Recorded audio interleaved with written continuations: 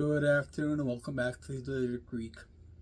Just want to give a shout out to my friend Mickey over at Out the Back Door for making this mug for me.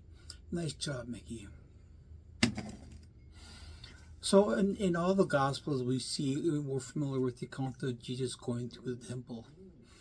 And I just want to concentrate on what was said in John 2. Because it's my middle name for lack of a better reason. So in John 2, we see where Jesus went through the temple and he literally cleaned house. He made a whip and he tore stuff down, knocked stuff over, and told them, "Get out of my Father's temple." So what did the Jews do when they saw them? They came up to him and he said, "What sign do you show us to prove your authority to do all this?" Not, "What do you think you're doing?" but "What sign do you show us?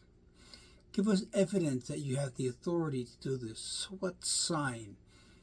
Oh, the Greek word semeion, G4592, and it means a mark, a sign, a miracle, a token, or indication. But how many signs and wonders had the scribes and Pharisees already seen? Do you remember at the pool of Bethesda and Jesus and the cripple?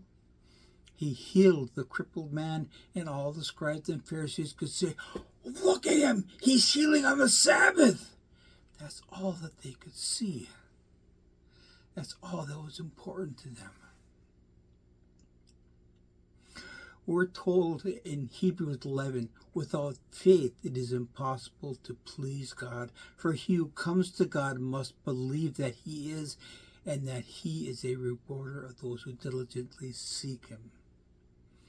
Without faith, the Greek word pistis, G4102, and it's the conviction that God exists, and he is the creator and the ruler of all things, and it is the belief that Jesus is the Messiah. The one area where the scribes and Pharisees stumbled.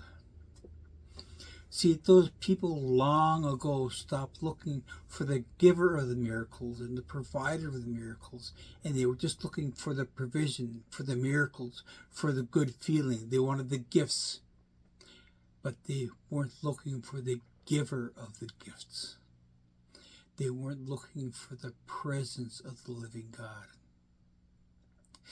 In Psalm 84, we're reminded by David, "For one day in your courts is better than 1,000 elsewhere.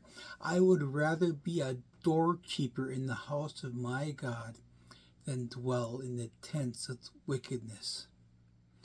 And who do you think dwells in the tents of the wickedness? The scribes and the Pharisees. You see, they weren't looking for truth. They were looking for excuses. They were looking for religion.